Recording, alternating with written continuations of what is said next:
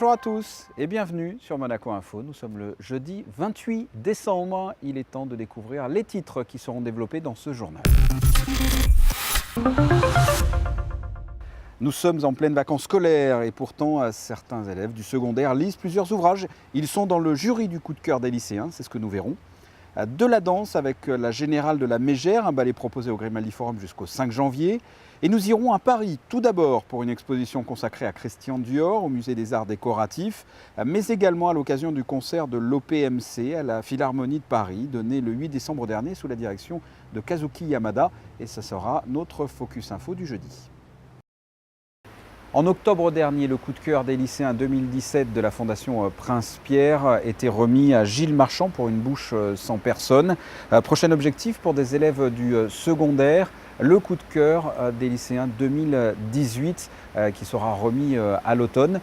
D'ici là, vous l'imaginez, plusieurs ouvrages sont à lire. Sandrine Nègre. Nous sommes au mois de décembre, au cœur du CDI, du lycée technique et hôtelier de Monaco. Parmi les élèves, certains étudient ici, les autres viennent des lycées Albert Ier et Saint-François d'Assise, Nicolas Barré. Tous partagent au moins un point commun. Au fil des mois, ils lisent ces ouvrages que nous vous avions présentés au cours d'un premier reportage. Des ouvrages en lice pour le coup de cœur des lycéens, l'un des prix de la Fondation Prince Pierre. Ils sont déjà membres du jury et à ce que j'ai pu voir, ils sont déjà très impliqués.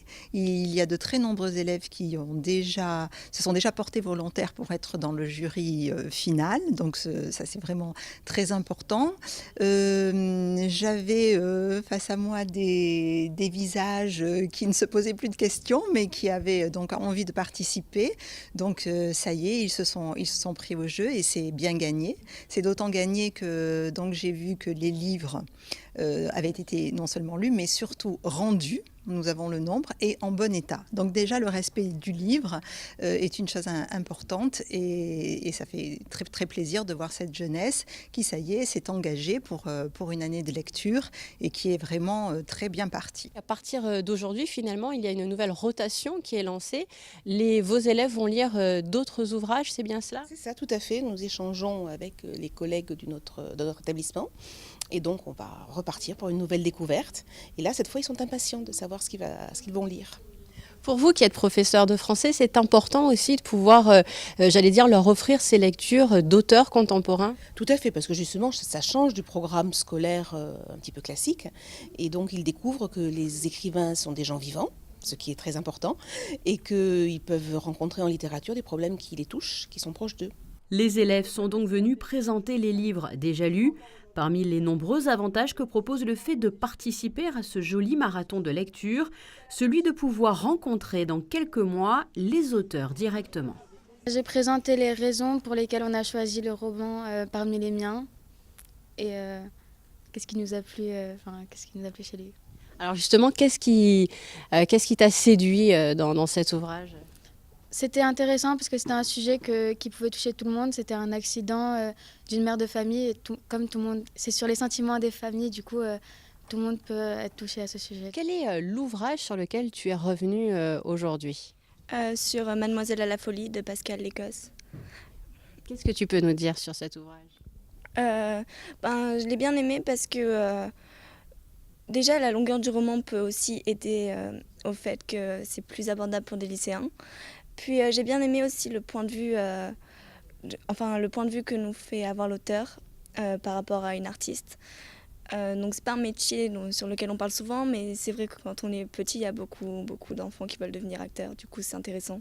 Des élèves dont les semaines vont être marquées par la lecture d'ouvrages qu'ils n'ont pas encore lus. Ils se retrouveront bien évidemment en 2018 pour en parler et nous suivrons toutes les étapes qui vont rythmer cette belle aventure littéraire.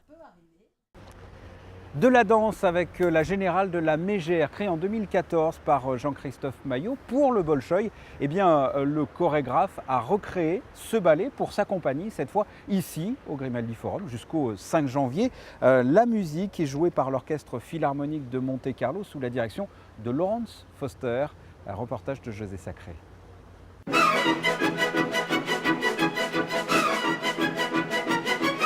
Créé par Jean-Christophe Maillot en 2014 pour le ballet du théâtre Bolchoï de Moscou, La mégère apprivoisée sur une musique de Shostakovich a depuis triomphé non seulement à Moscou, mais aussi à Londres, à New York, partout dans le monde, grâce aux retransmissions en direct dans plusieurs centaines de cinémas.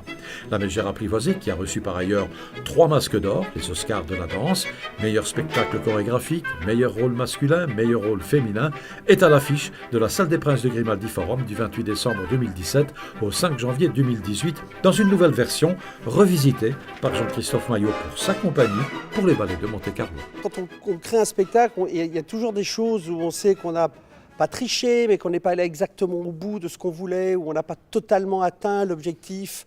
Là, aujourd'hui, on a eu une répétition, par exemple, cet après-midi, et j'ai regardé le premier acte.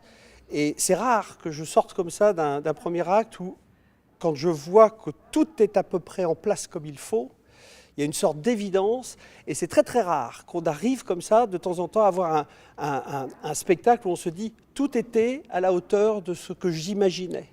Et quand vous arrivez à faire quelque chose qui est à la hauteur de ce qu'on imaginait, pour un artiste, c'est quelque chose d'assez formidable et d'assez rare. Et donc je pense que c'était ce plaisir-là d'arriver à le finaliser, et je sentais que c'était quelque chose que je ne pouvais faire qu'à la maison, que je ne pouvais faire qu'en étant chez moi, avec les gens que je connaissais, et que leurs réponses seraient intéressantes. Et c'est effectivement ce qui s'est passé, et j'en suis très, très, très heureux.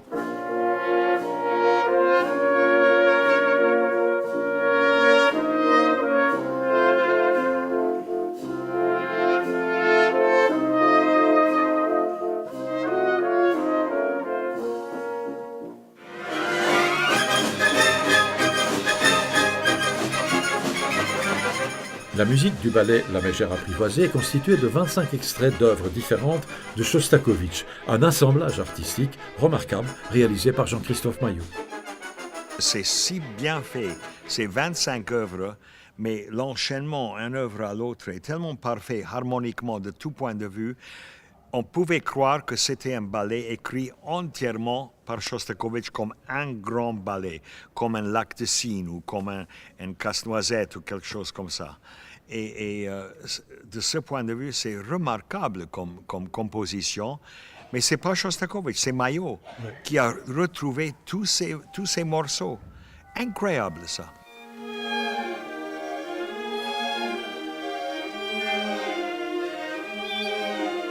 La Mégère apprivoisée de Jean-Christophe Maillot, par les ballets de Monte-Carlo, est à l'affiche du Grimaldi Forum du 28 décembre au 5 janvier, avec les 29 et 31 décembre, la participation exceptionnelle des 2 solistes de la création au Bolchoï, Vlad Lantratov et Ekaterina Krisnanova. Le reste de l'actualité, en bref et en images.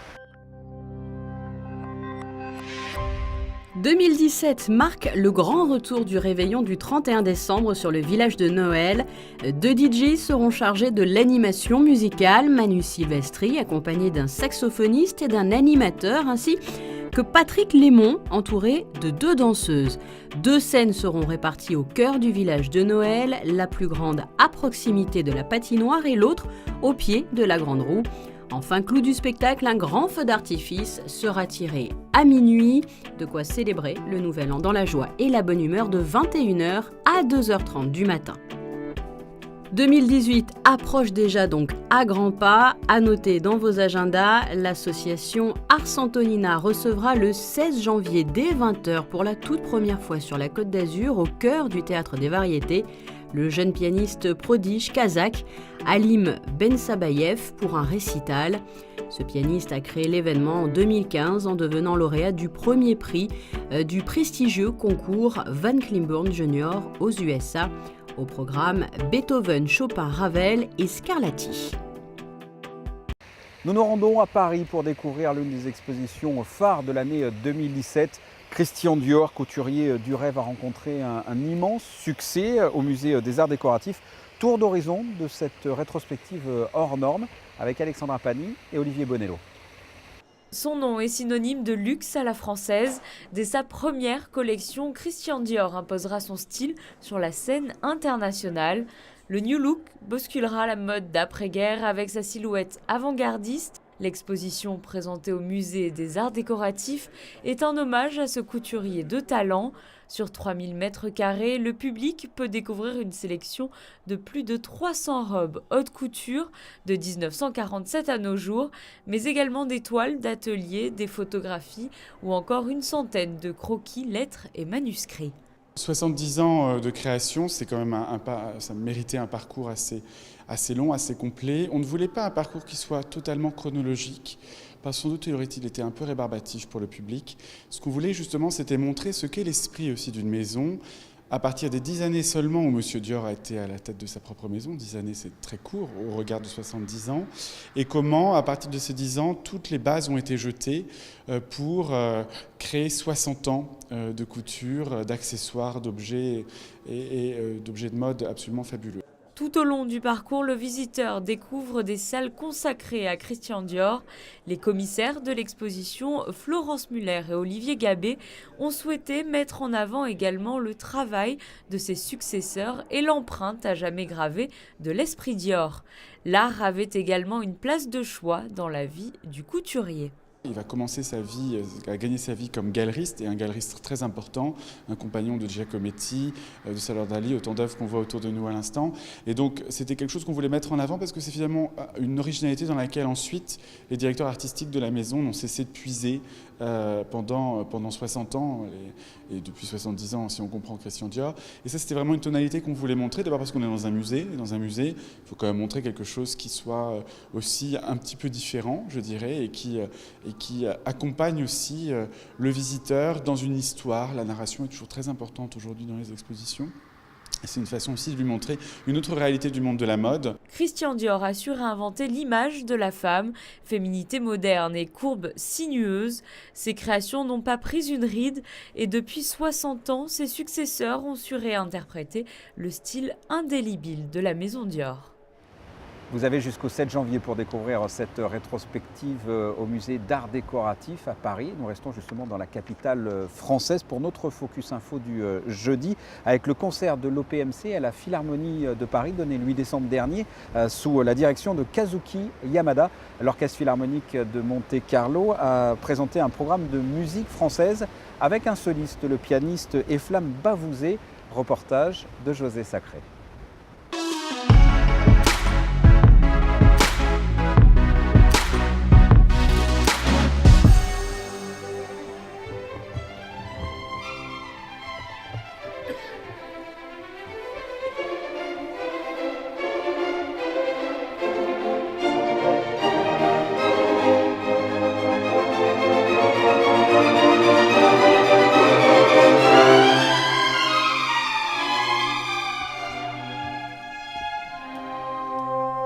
Vendredi 8 décembre 2017, l'Orchestre Philharmonique de Monte-Carlo a donné un concert à la Philharmonie de Paris.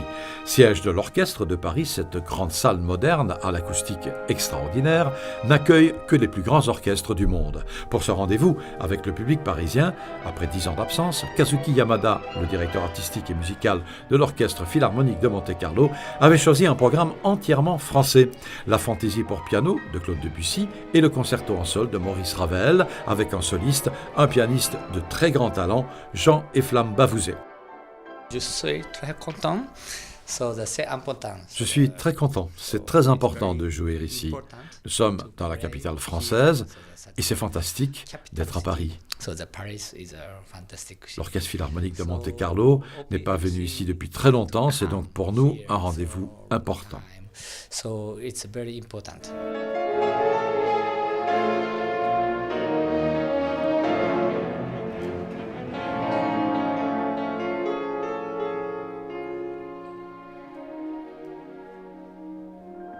Jean-Eflam Bavouzé, so fantastic pianist. Jean-Eflam Bavouzé est un pianiste exceptionnel qui connaît parfaitement la musique française. Il la ressent, il l'exprime à la perfection dans les moindres détails. Ce n'est pas un pianiste comme les autres quand il joue cette musique. On peut dire que cette musique l'habite vraiment, qu'il l'a au bout des doigts. Je suis très honoré de jouer ce soir avec Jean-Eflam Bavouzé. I'm very honored.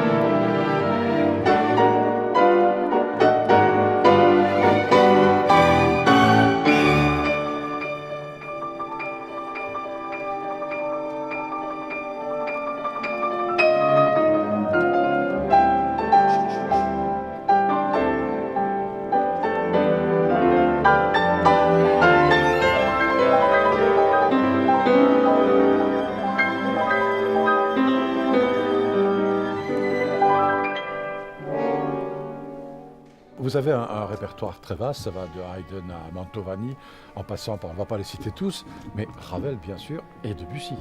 La musique de Debussy m'a été assez difficile d'accès, beaucoup plus tard.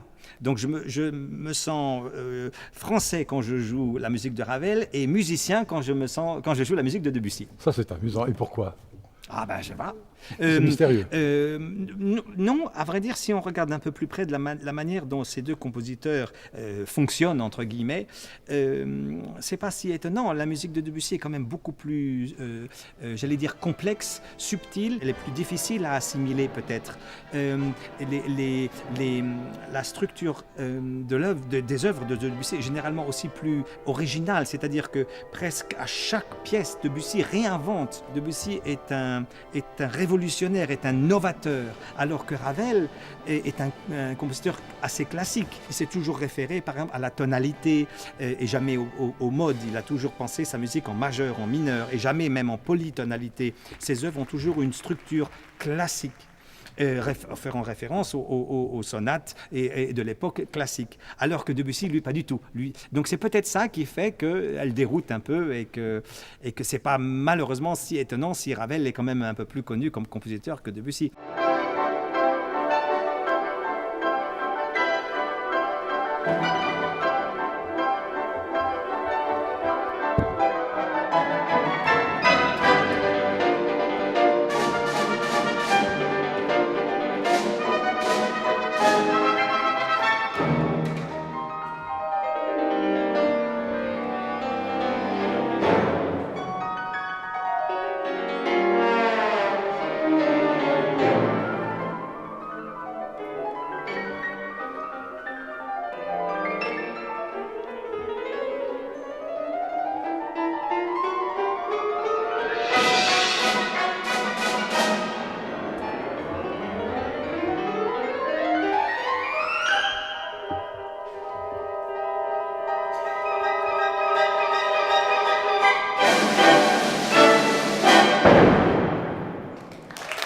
En deuxième partie, l'Orchestre Philharmonique de Monte-Carlo, toujours sous la direction de Kazuki Yamada, a donné une magnifique interprétation à la fois précise et grandiose de la symphonie fantastique d'Hector Berlioz, une œuvre que la Philharmonie de Monaco connaît bien pour l'avoir donnée récemment en concert et surtout pour l'avoir enregistrée au printemps dernier. Ce disque devrait sortir bientôt.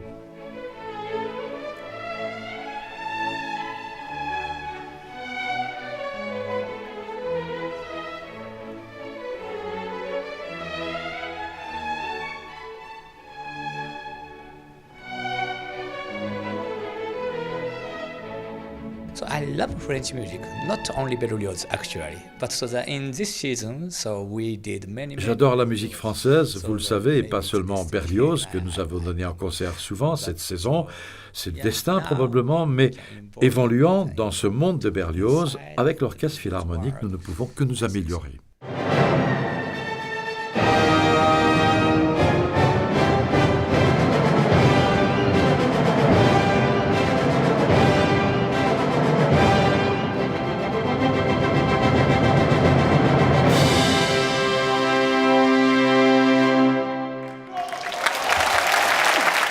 La grande salle de la Philharmonie de Paris était archi-comble. Les 2400 mélomanes parisiens ont acclamé l'Orchestre Philharmonique de Monte-Carlo et son chef Kazuki Yamada. Un tel triomphe à la Philharmonie de Paris est à inscrire en lettres d'or au palmarès des succès de l'Orchestre Philharmonique de Monte-Carlo dans les grandes capitales de la culture.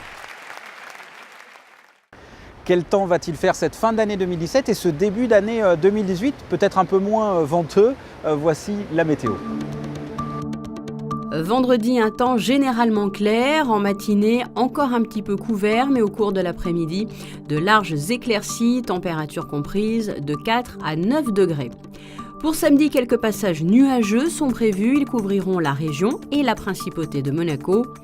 Dimanche, pour le dernier jour de l'année et le réveillon, quelques passages nuageux sont prévus. Pendant la journée, la vitesse du vent devrait s'élever à 8 km/h, il viendra de l'ouest. Lundi 1er janvier, un temps assez couvert, mais généralement assez clair sur toute la journée. Au cours de l'après-midi, comptez jusqu'à 12 degrés pour les maximales. Et pour les jours suivants, un temps généralement clair pendant la journée. Quelques passages nuageux sont prévus en fin d'après-midi, mardi notamment. Ce journal est terminé, merci de l'avoir suivi. La suite de vos programmes sur Monaco Info. À très bientôt, au revoir.